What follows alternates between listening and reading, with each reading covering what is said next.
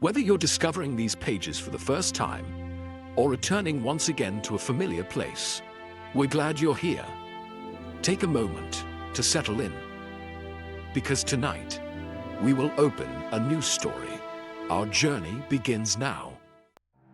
Before the body was found, before the son was accused, a single cry echoed through Boscombe Valley. A father lay dead by the water's edge. A son stood accused of murder, and every piece of evidence pointed in only one direction. But Sherlock Holmes knew something was wrong. A dying word that made no sense, footprints that told a different story, and a truth buried deep in a past no one dared to speak aloud. Tonight, follow Holmes and Watson into one of the most deceptive cases ever brought before the courts, where what appears obvious may be the greatest lie of all. This is the Boscombe Valley Mystery, and nothing is as simple as it seems. Chapter 1. The Boscombe Valley Mystery. We were seated at breakfast one morning, my wife and I, when the maid brought in a telegram. It was from Sherlock Holmes and ran in this way. Have you a couple of days to spare? Have just been wired from the west of England in connection with Boscombe Valley tragedy. Shall be glad if you will come with me. Air and scenery perfect. Leave Paddington by the 11:15. What do you say, dear? Said my wife, looking across at me. Will you go? I really don't know what to say. I have a fairly long list at present. Oh, Anstruther would do your work for you. You have been looking a little pale lately. I think that the change would do you good, and you are always so interested in Mr. Sherlock Holmes' cases. I should be ungrateful if I were not, seeing what I gained through one of them, I answered. But if I am to go, I must pack at once, for I have only half an hour. My experience of camp life in Afghanistan had at least had the effect of making me a prompt and ready traveler. My wants were few and simple, so that in less than the time stated I was in a cab with my valise, rattling away to Paddington Station. Sherlock Holmes was pacing up and down the platform, his tall, gaunt figure made even gaunter and taller by his long gray traveling cloak and close-fitting cloth cap. It is really very good of you to come, Watson, said he. It makes a considerable difference to me, having someone with me on whom I can thoroughly rely. Local aid is always either worthless or else biased. If you will keep the two corner seats, I shall get the tickets. We had the carriage to ourselves save for an immense litter of papers which Holmes had brought with him. Among these he rummaged and read, with intervals of note-taking and of meditation, until we were past reading. Then he suddenly rolled them all into a gigantic ball and tossed them up onto the rack. Have you heard anything of the case? He asked. Not a word. I have not seen a paper for some days. The London press has not had very full accounts. I have just been looking through all the recent papers in order to master the particulars. It seems, from what I gather, to be one of those simple cases which are so extremely difficult. That sounds a little paradoxical, but it is profoundly true. Singularity is almost invariably a clue. The more featureless and commonplace a crime is, the more difficult it is to bring it home. In this case, however, they have established a very serious case against the son of the murdered man. It is a murder, then? Well, it is conjectured to be so. I shall take nothing for granted until I have the opportunity of looking personally into it. I will explain the state of things to you, as far as I have been able to understand it, in a very few words. Boscombe Valley is a country district not very far from Ross, in Herefordshire. The largest landed proprietor in that part is a Mr. John Turner, who made his money in Australia and returned some years ago to the old country. One of the farms which he held, that of Hatherley, was let to Mr. Charles McCarthy, who was also an ex-Australian. The men had known each other in the colonies, so that it was not unnatural that when they came to settle down they should do so as near each other as possible. Turner was apparently the richer man, so McCarthy became his tenant but still remained, it seems, upon terms of perfect equality, as they were frequently together. McCarthy had one son, a lad of 18, and Turner had an only daughter of the same age, but neither of them had wives living. They appeared to have avoided the society of the neighboring English families and to have led retired lives, though both the McCarthys were fond of sport and were frequently seen at the race meetings of the neighborhood. McCarthy kept 2 servants, a man and a girl. Turner had a considerable household, some half-dozen at the least. That is as much as I have been able to gather about the families. Now for the facts. On June 3rd, that is, on Monday last, McCarthy left his house at Hatherley about 3 in the afternoon and walked down to the Boscombe Pool, which is a small lake formed by the spreading out of the stream which runs down the Boscombe Valley. He had been out with his serving man in the morning at Ross, and he had told the man that he must hurry, as he had an appointment of importance to keep at 3. From that appointment, he never came back alive. From Hatherley farmhouse to the Boscombe Pool is 1/4 of a mile, and 2 people saw him as he passed over this ground. One was an old woman, whose name is not mentioned, and the other was William Crowder, a gamekeeper in the employ of Mr. Turner. Both these witnesses depose that Mr. McCarthy was walking alone. The gamekeeper adds that within a few minutes of his seeing Mr. McCarthy pass, he had seen his son, Mr. James McCarthy, going the same way with a gun under his arm. To the best of his belief, the father was actually in sight at the time, and the son was following him. He thought no more of the matter until he heard in the evening of the tragedy that had occurred.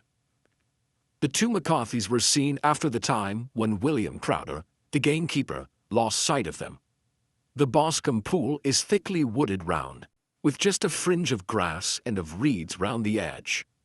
A girl of 14, Patience Moran, who is the daughter of the lodge-keeper of the Boscombe Valley estate, was in one of the woods picking flowers. She states that while she was there she saw, at the border of the wood and close by the lake, Mr. McCarthy and his son, and that they appeared to be having a violent quarrel. She heard Mr. McCarthy the elder using very strong language to his son, and she saw the latter raise up his hand as if to strike his father. She was so frightened by their violence that she ran away and told her mother when she reached home that she had left the 2 McCarthys quarreling near Boscombe Pool, and that she was afraid that they were going to fight. She had hardly said the words when young Mr. McCarthy came running up to the lodge to say that he had found his father dead in the wood, and to ask for the help of the lodge-keeper. He was much excited, without either his gun or his hat, and his right hand and sleeve were observed to be stained with fresh blood. On following him, they found the dead body stretched out upon the grass beside the pool. The head had been beaten in by repeated blows of some heavy and blunt weapon. The injuries were such as might very well have been inflicted by the butt end of his son's gun, which was found lying on the grass within a few paces of the body. Under these circumstances the young man was instantly arrested, and a verdict of willful murder having been returned at the inquest on Tuesday, he was on Wednesday brought before the magistrates at Ross, who have referred the case to the next assizes. Those are the main facts of the case as they came out before the coroner and the police court. I could hardly imagine a more damning case, I remarked. If ever circumstantial evidence pointed to a criminal, it does so here. Circumstantial evidence is a very tricky thing, answered Holmes thoughtfully.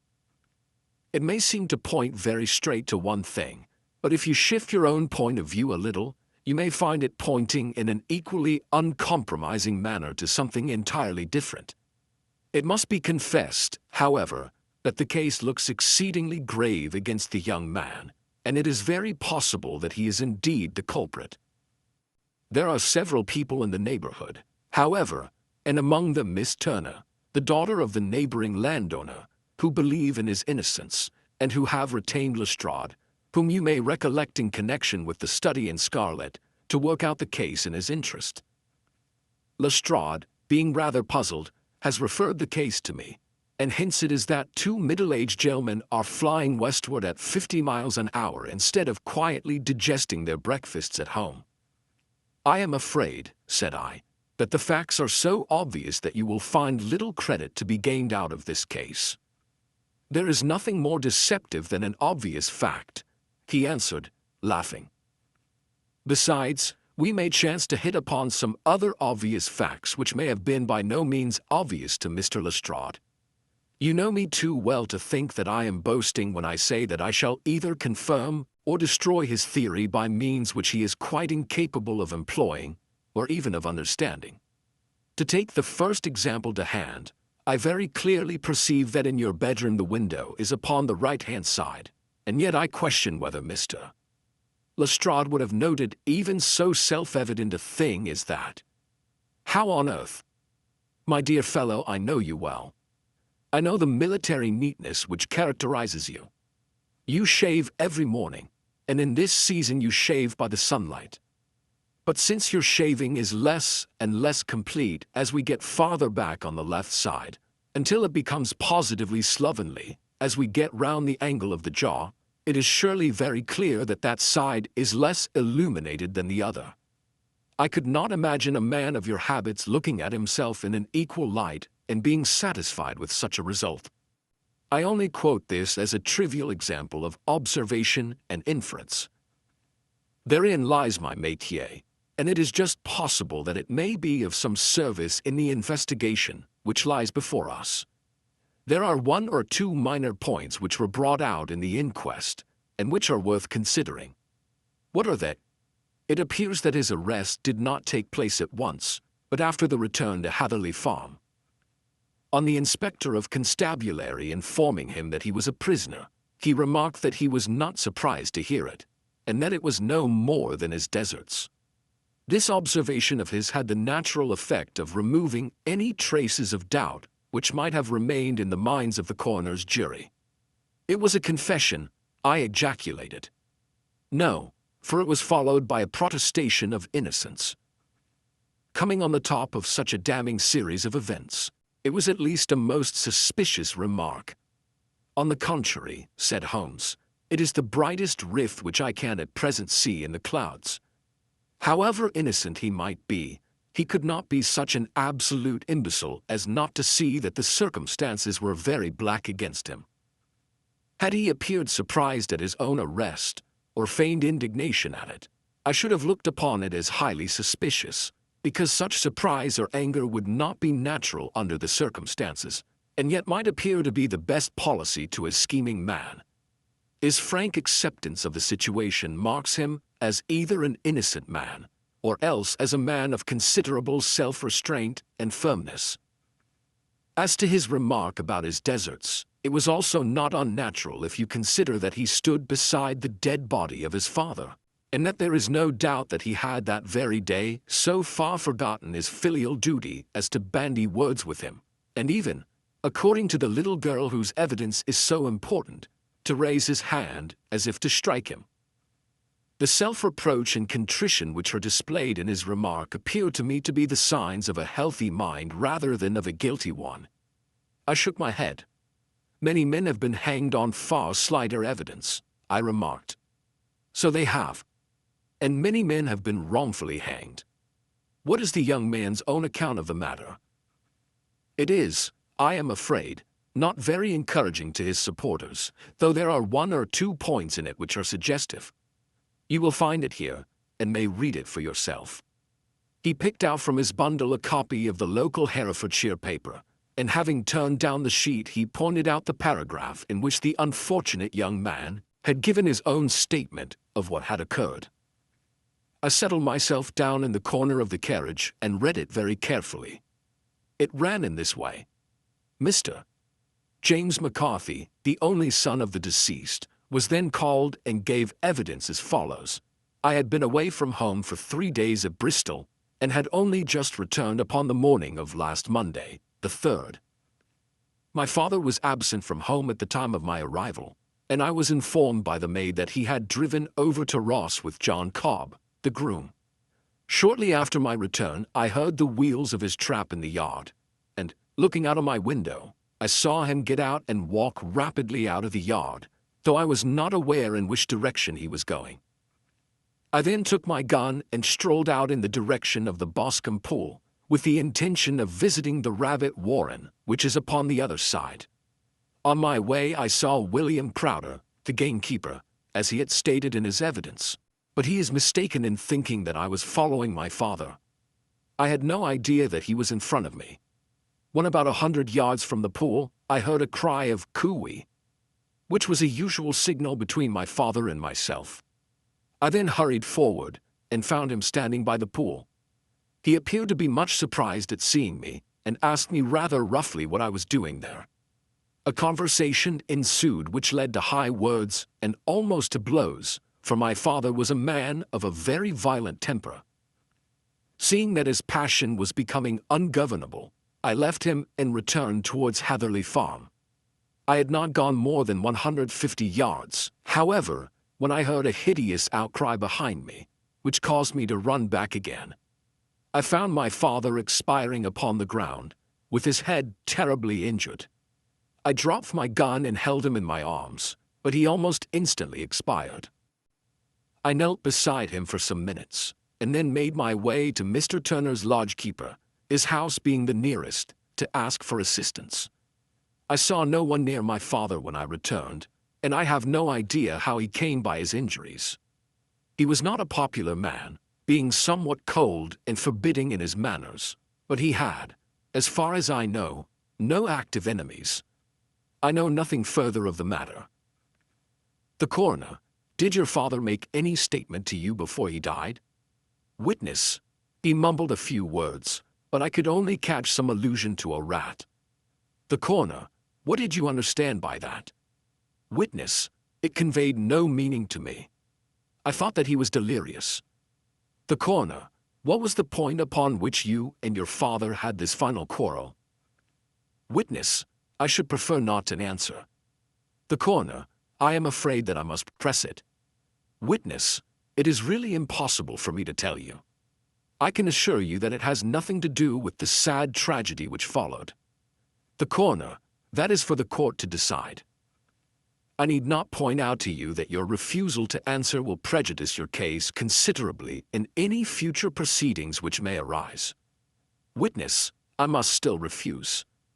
The coroner: I understand that the cry of cooey was a common signal between you and your father. Witness: it was.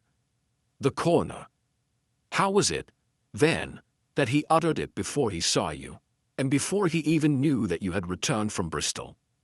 Witness: with considerable confusion, I do not know. A juryman: did you see nothing which aroused your suspicions when you returned on hearing the cry, and found your father fatally injured? Witness: nothing definite. The coroner: what do you mean? Witness: I was so disturbed and excited as I rushed out into the open, that I could think of nothing except of my father. Yet I have a vague impression that as I ran forward something lay upon the ground to the left of me. It seemed to me to be something gray in color, a coat of some sort, or a plaid perhaps. When I rose from my father I looked round for it, but it was gone. Do you mean that it disappeared before you went for help? Yes, it was gone. You cannot say what it was? No, I had a feeling something was there. How far from the body? A dozen yards or so. And how far from the edge of the wood? About the same. Then if it was removed it was while you were within a dozen yards of it? Yes, but with my back towards it. This concluded the examination of the witness. I see, said I as I glanced down the column, that the coroner in his concluding remarks was rather severe upon young McCarthy.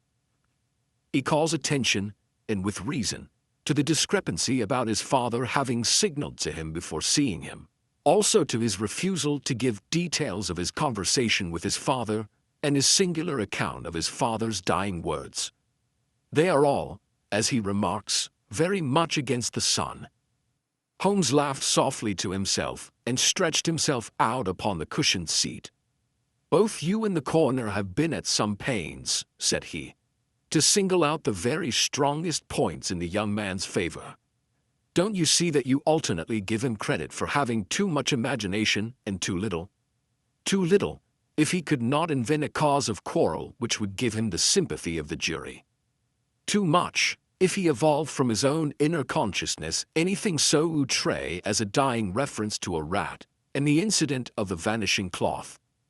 No, sir, I shall approach this case from the point of view that what this young man says is true, and we shall see whither that hypothesis will lead us. And now here is my pocket Petrarch, and not another word shall I say of this case until we are on the scene of action.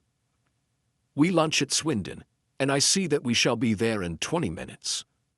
It was nearly 4 o'clock when we at last, after passing through the beautiful Stroud Valley and over the broad, gleaming Severn, found ourselves at the pretty little country town of Ross.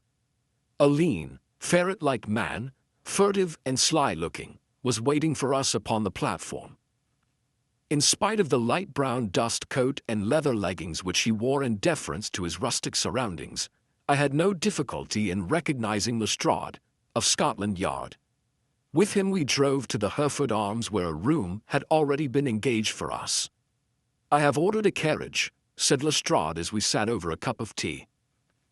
"I knew your energetic nature, and that you would not be happy until you had been on the scene of the crime." "It was very nice and complimentary of you," Holmes answered. "It is entirely a question of barometric pressure." Lestrade looked startled. "I do not quite follow," he said. "How is the glass?" 29, I see. No wind, and not a cloud in the sky. I have a case full of cigarettes here which need smoking, and the sofa is very much superior to the usual country hotel abomination. I do not think that it is probable that I shall use the carriage tonight." Lestrade laughed indulgently. "You have, no doubt, already formed your conclusions from the newspapers," he said. "The case is as plain as a pikestaff, and the more one goes into it the plainer it becomes. Still, of course, one can't refuse a lady, and such a very positive one too. She has heard of you, and would have your opinion, though I repeatedly told her that there was nothing which you could do which I had not already done. Why, bless my soul, here is her carriage at the door." He had hardly spoken before there rushed into the room one of the most lovely young women that I have ever seen in my life. Her violet eyes shining, her lips parted, a pink flush upon her cheeks, all thought of her natural reserve lost in her overpowering excitement and concern. "Oh, Mr. Sherlock Holmes," she cried, glancing from one to the other of us, and finally, with a woman's quick intuition, fastening upon my companion, "I am so glad that you have come. I have driven down to tell you so. I know that James didn't do it. I know it, and I want you to start upon your work knowing it, too. Never let yourself doubt upon that point. We have known each other since we were little children, and I know his faults as no one else does, but he is too tender-hearted to hurt a fly. Such a charge is absurd to anyone who really knows him. I hope we may clear him, Miss Turner," said Sherlock Holmes. "You may rely upon my doing all that I can. But you have read the evidence. You have formed some conclusion. Do you not see some loophole, some flaw? Do you not yourself think that he is innocent? I think that it is very probable." "There now," she cried, throwing back her head and looking defiantly at Lestrade. "You hear? He gives me hopes." Lestrade shrugged his shoulders. "I am afraid that my colleague has been a little quick in forming his conclusions," he said. "But he is right. Oh, I know that he is right. James never did it. And about his quarrel with his father, I am sure that the reason why he would not speak about it to the coroner was because I was concerned in it." "In what way?" asked Holmes. "It is no time for me to hide anything. James and his father had many disagreements about me. Mr. McCarthy was very anxious that there should be a marriage between us. James and I have always loved each other as brother and sister, but of course he is young and has seen very little of life yet, well, he naturally did not wish to do anything like that yet. So there were quarrels, and this, I am sure, was one of them." "And your father?" asked Holmes. "Was he in favor of such a union?" "No, he was averse to it also. No one but Mr. McCarthy was in favor of it." A quick blush passed over her fresh young face as Holmes shot one of his keen, questioning glances at her. "Thank you for this information," said he. "May I see your father if I call tomorrow?" "I am afraid the doctor won't allow it. The doctor. Yes, have you not heard? Poor father has never been strong for years back, but this has broken him down completely. He is taken to his bed, and Dr. Willows says that he is a wreck and that his nervous system is shattered. Mr. McCarthy was the only man alive who had known Dad in the old days in Victoria. Huh? In Victoria? That is important. Yes, at the mines. Quite so, at the gold mines, where, as I understand, Mr. Turner made his money. Yes, certainly. Thank you, Miss Turner. You have been of material assistance to me. You will tell me if you have any news tomorrow. No doubt you will go to the prison to see James. Oh, if you do, Mr. Holmes, do tell him that I know him to be innocent. I will, Miss Turner. I must go home now, for Dad is very ill, and he misses me so if I leave him. Goodbye, and God help you in your undertaking. She hurried from the room as impulsively as she had entered, and we heard the wheels of her carriage rattle off down the street. I am ashamed of you, Holmes, said Lestrade with dignity after a few minutes' silence. Why should you raise up hopes which you are bound to disappoint? I am not over-tender of heart, but I call it cruel. I think that I see my way to clearing James McCarthy, said Holmes. Have you an order to see him in prison? Yes, but only for you and me. Then I shall reconsider my resolution about going out. We have still time to take a train to Hereford and see him tonight. Ample. Then let us do so. Watson, I fear that you will find it very slow, but I shall only be away a couple of hours. I walked down to the station with them, and then wandered through the streets of the little town, finally returning to the hotel, where I lay upon the sofa and tried to interest myself in a yellow-backed novel. The puny plot of the story was so thin, however, when compared to the deep mystery through which we were groping, and I found my attention wander so continually from the action to the fact that I at last flung it across the room and gave myself up entirely to a consideration of the events of the day. Supposing that this unhappy young man's story were absolutely true, then what hellish thing, what absolutely unforeseen and extraordinary calamity could have occurred between the time when he parted from his father and the moment when, drawn back by his screams, he rushed into the glade? It was something terrible and deadly. What could it be? Might not the nature of the injuries reveal something to my medical instincts? I rang the bell and called for the weekly county paper, which contained a verbatim account of the inquest. In the surgeon's deposition, it was stated that the posterior third of the left parietal bone and the left half of the occipital bone had been shattered by a heavy blow from a blunt weapon. I marked the spot upon my own head. Clearly such a blow must have been struck from behind. That was to some extent in favor of the accused, as when seen quarreling, he was face to face with his father. Still, it did not go for very much, for the older man might have turned his back before the blow fell. Still, it might be worthwhile to call Holmes' attention to it. Then there was the peculiar dying reference to a rat. What could that mean? It could not be delirium. A man dying from a sudden blow does not commonly become delirious. No, it was more likely to be an attempt to explain how he met his fate. But what could it indicate? I cudgeled my brains to find some possible explanation. And then the incident of the grey cloth seen by young McCarthy. If that were true, the murderer must have dropped some part of his dress, presumably his overcoat, in his flight, and must have had the hardihood to return and to carry it away at the instant when the sun was kneeling with his back turned not a dozen paces off. What a tissue of mysteries and improbabilities the whole thing was! I did not wonder at Lestrade's opinion, and yet I had so much faith in Sherlock Holmes' insight that I could not lose hope as long as every fresh fact seemed to strengthen his conviction of young McCarthy's innocence. It was late before Sherlock Holmes returned. He came back alone, for Lestrade was staying in lodgings in the town. "The glass still keeps very high," he remarked as he sat down. "It is of importance that it should not rain before we are able to go over the ground.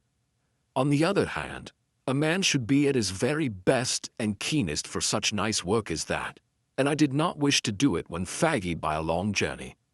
I have seen young McCarthy. And what did you learn from him? Nothing. Could he throw no light? None at all. I was inclined to think at one time that he knew who had done it, and was screening him or her, but I am convinced now that he is as puzzled as everyone else. He is not a very quick-witted youth, though comely to look at, and, I should think, sound at heart.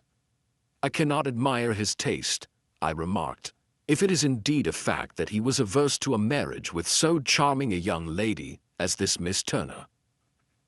Ah, thereby hangs a rather painful tale. This fellow is madly, insanely, in love with her, but some 2 years ago, when he was only a lad, and before he really knew her, for she had been away 5 years at a boarding school, what does the idiot do but get into the clutches of a barmaid in Bristol and marry her at a registry office? No one knows a word of the matter, but you can imagine how maddening it must be to him to be upbraided for not doing what he would give his very eyes to do, but what he knows to be absolutely impossible.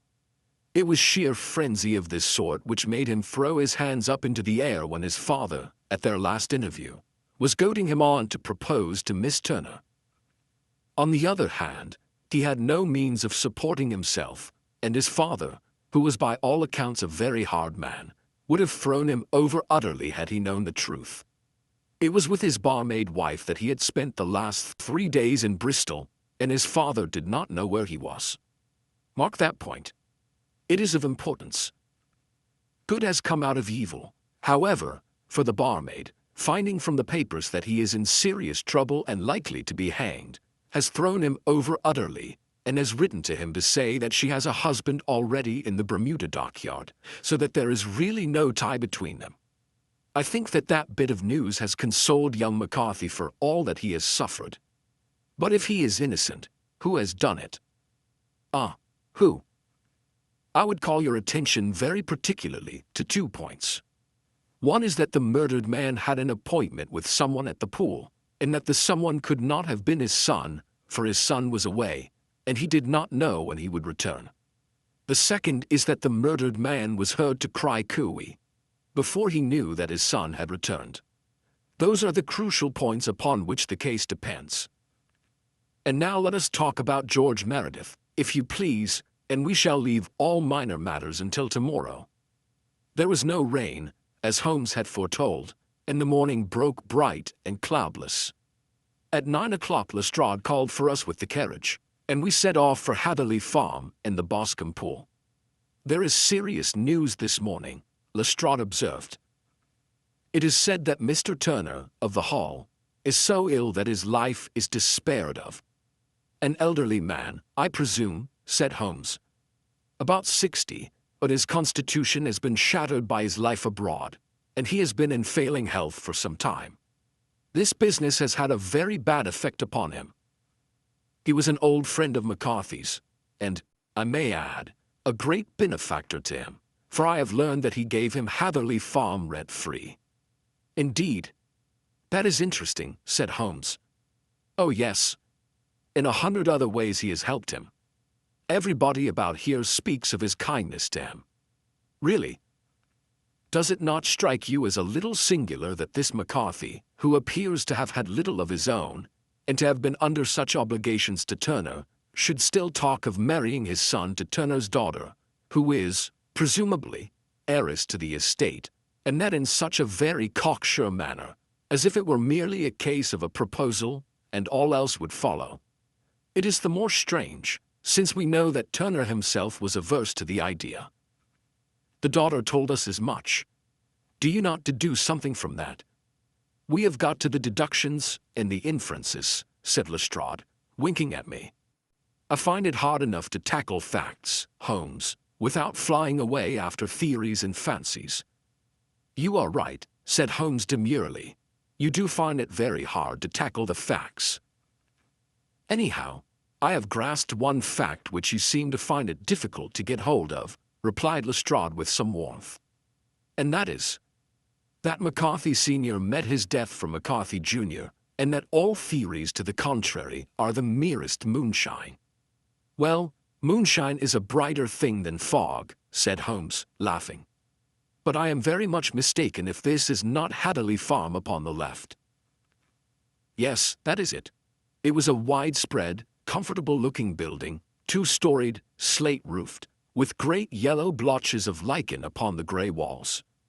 The drawn blinds and the smokeless chimneys, however, gave it a stricken look, as though the weight of this horror still lay heavy upon it.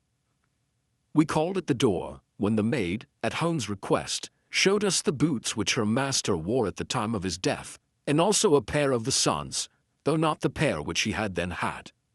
Having measured these very carefully from 7 or 8 different points, Holmes desired to be led to the courtyard, from which we all followed the winding track which led to Boscombe Pool.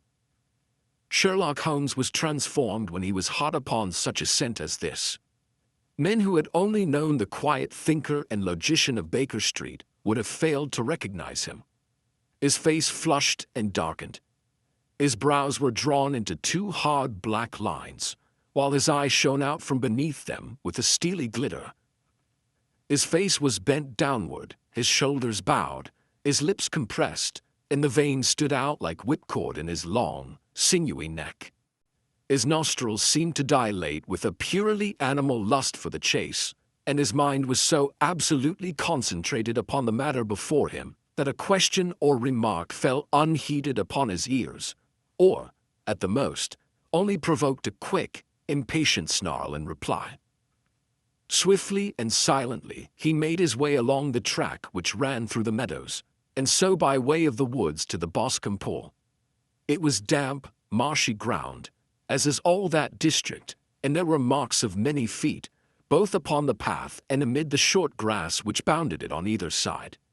Sometimes Holmes would hurry on, sometimes stop dead, and once he made quite a little detour into the meadow. Lestrade and I walked behind him, the detective indifferent and contemptuous, while I watched my friend with the interest which sprang from the conviction that every one of his actions was directed towards a definite end.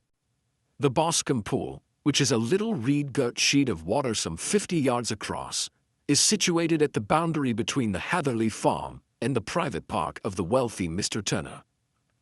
Above the woods which lined it upon the farther side, we could see the red, jutting pinnacles which marked the site of the rich landowner's dwelling.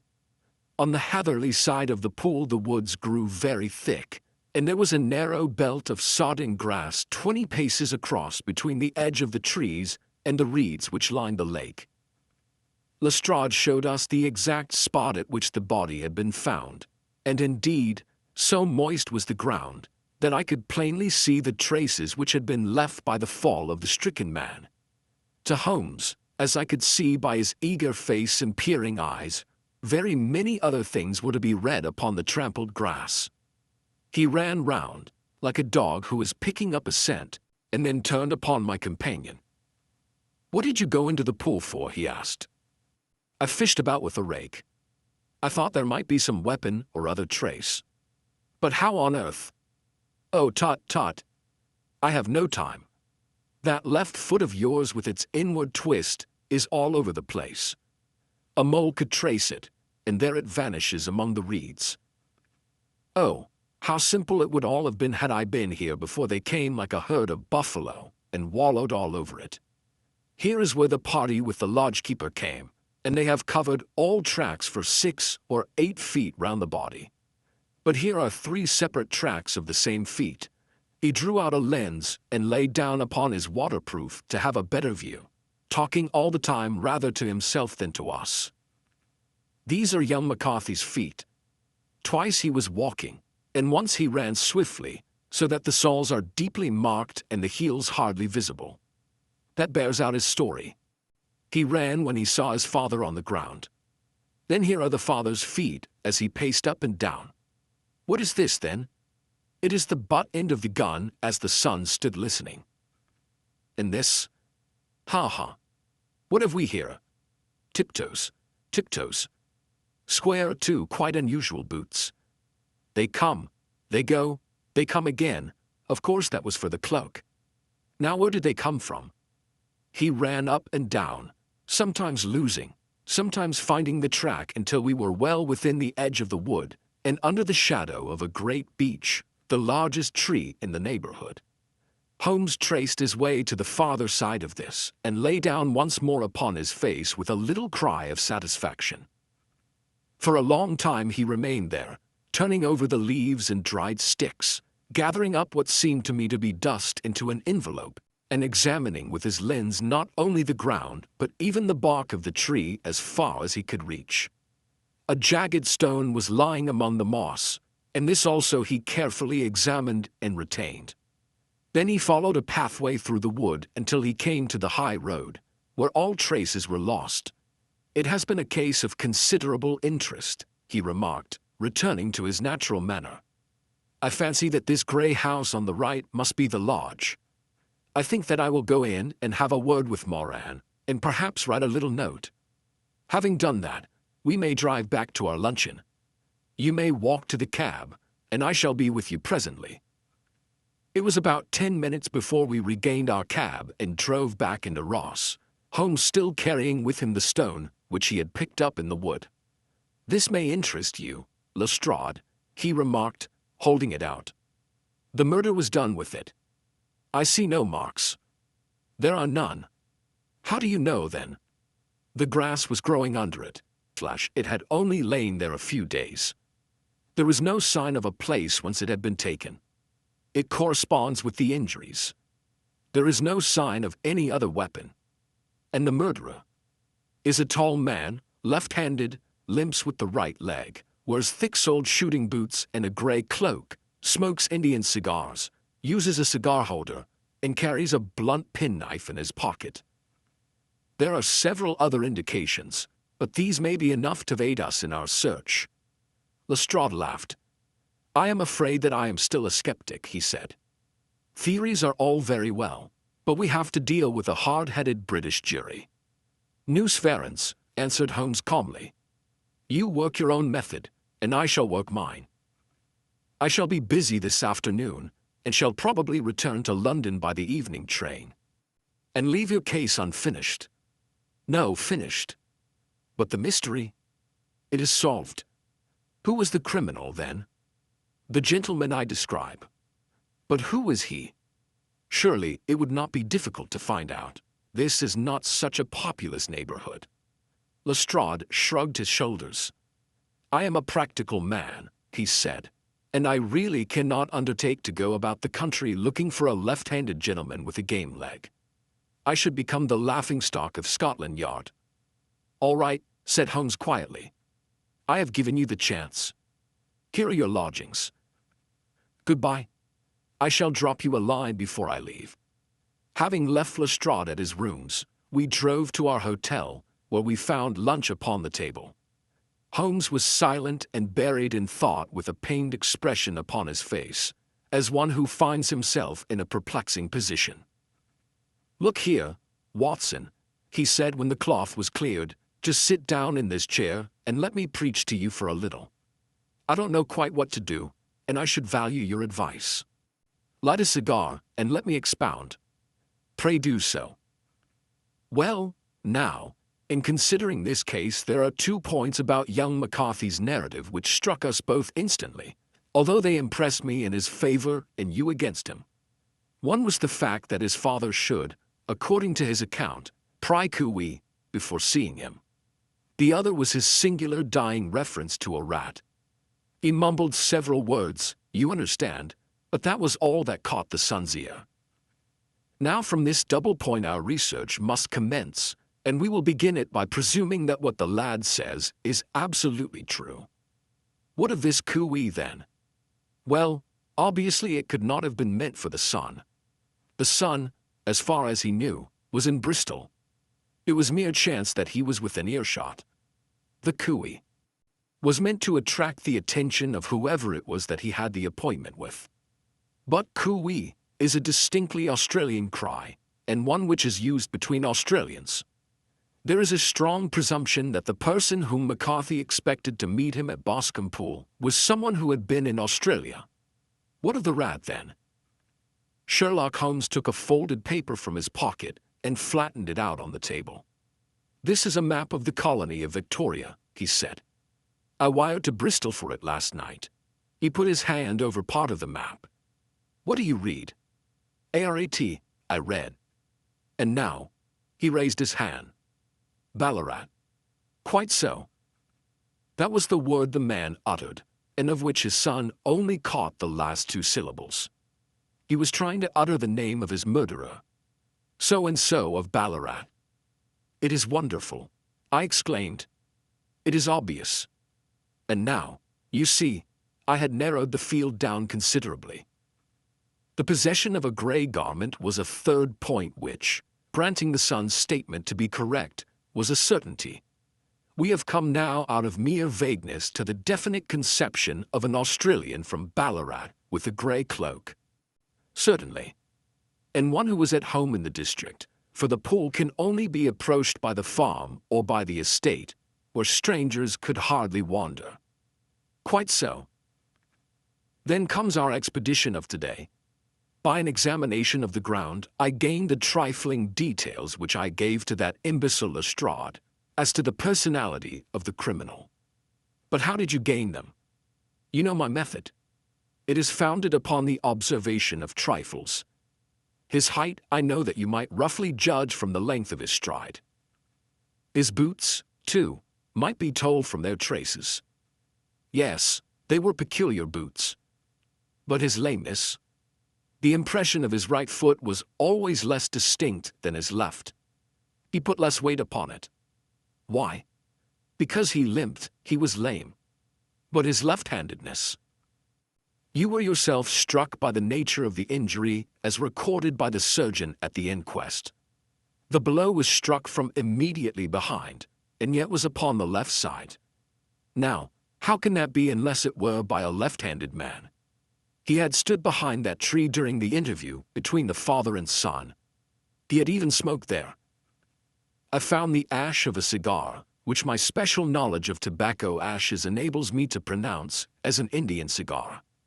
I have, as you know, devoted some attention to this, and written a little monograph on the ashes of 140 different varieties of pipe, cigar, and cigarette tobacco. Having found the ash, I then looked round and discovered the stump among the moss where he had tossed it. It was an Indian cigar, of the variety which are rolled in Rotterdam. And the cigar holder? I could see that the end had not been in his mouth. Therefore he used a holder. The tip had been cut off, not bitten off, but the cut was not a clean one, so I deduced a blunt penknife. "Holmes," I said, "you have drawn a net round this man from which he cannot escape, and you have saved an innocent human life as truly as if you had cut the cord which was hanging him. I see the direction in which all this points. The culprit is Mr. John Turner," cried the hotel waiter, opening the door of our sitting room and ushering in a visitor. The man who entered was a strange and impressive figure. His slow, limping step and bowed shoulders gave the appearance of decrepitude, and yet his hard, deep-lined, craggy features and his enormous limbs showed that he was possessed of unusual strength of body and of character. His tangled beard, grizzled hair, and outstanding, drooping eyebrows combined to give an air of dignity and power to his appearance, but his face was of an ashen white, while his lips and the corners of his nostrils were tinged with a shade of blue. It was clear to me at a glance that he was in the grip of some deadly and chronic disease. "Pray sit down on the sofa," said Holmes gently. "You had my note?" "Yes, the lodgekeeper brought it up. You said that you wished to see me here to avoid scandal. I thought people would talk if I went to the hall." "And why did you wish to see me?" He looked across at my companion with despair in his weary eyes, as though his question was already answered. "Yes," said Holmes, answering the look rather than the words. "It is so. I know all about McCarthy." The old man sank his face in his hands. "God help me," he cried. "But I would not have let the young man come to harm. I give you my word that I would have spoken out if it went against him at the assizes." "I am glad to hear you say so," said Holmes gravely. "I would have spoken now had it not been for my dear girl. It would break her heart, It will break her heart when she hears that I am arrested." "It may not come to that," said Holmes. "What? I am no official agent. I understand that it was your daughter who required my presence here, and I am acting in her interests. Young McCarthy must be got off, however." "I am a dying man," said old Turner. "I have had diabetes for years. My doctor says it is a question whether I shall live a month. Yet I would rather die under my own roof than in a jail." Holmes rose and sat down at the table with his pen in his hand and a bundle of paper before him. "Just tell us the truth," he said. "I shall jot down the facts. You will sign it, and Watson here can witness it. Then I could produce your confession at the last extremity to save young McCarthy. I promise you that I shall not use it unless it is absolutely needed." "It's as well," said the old man. "It's a question whether I shall live to the assizes, so it matters little to me. But I should wish to spare Alice the shark. And now I will make the thing clear to you. It has been a long time in the acting, but will not take me long to tell. You didn't know this dead man, McCarthy. He was a devil incarnate. I tell you that. God keep you out of the clutches of such a man as he. His grip has been upon me these 20 years, and he has blasted my life. I'll tell you first how I came to be in his power. It was in the early 60s at the diggings. I was a young chap then, hot-blooded and reckless, ready to turn my hand at anything. I got among bad companions, took to drink, had no luck with my claim, took to the bush, and in a word became what you would call over here a highway robber. There were 6 of us, and we had a wild, free life of it, sticking up a station from time to time, or stopping the wagons on the road to the diggings. Black Jack of Ballarat was the name I went under, and our party is still remembered in the colony as the Ballarat Gang. One day a gold convoy came down from Ballarat to Melbourne, and we lay in wait for it, and attacked it. There were 6 troopers and 6 of us, so it was a close thing, but we emptied 4 of their saddles at the first volley. 3 of our boys were killed, however, before we got the swag. I put my pistol to the head of the wagon driver, who was this very man McCarthy. I wished to the Lord that I had shot him then, but I spared him, though I saw his wicked little eyes fixed on my face, as though to remember every feature. We got away with the gold, became wealthy men, and made our way over to England without being suspected. There I parted from my old pals and determined to settle down to a quiet and respectable life. I bought this estate, which chanced to be in the market, and I set myself to do a little good with my money, to make up for the way in which I had earned it. I married, too, and though my wife died young, she left me my dear little Alice.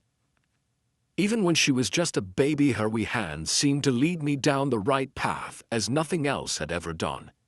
In a word, I turned over a new leaf and did my best to make up for the past.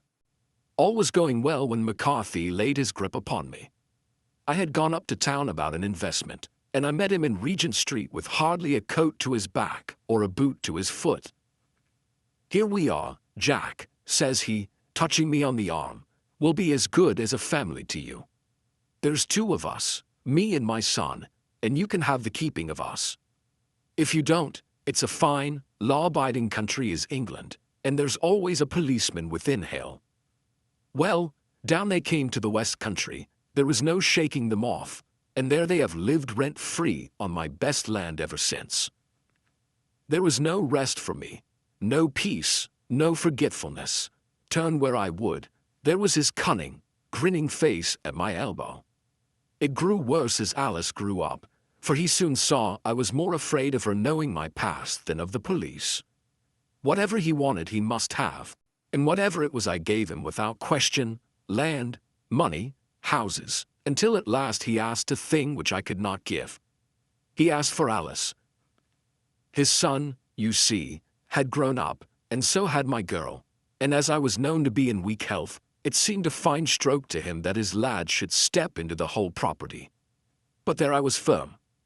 I would not have his cursed stock mixed with mine, not that I had any dislike to the lad, but his blood was in him, and that was enough. I stood firm. McCarthy threatened. I braved him to do his worst.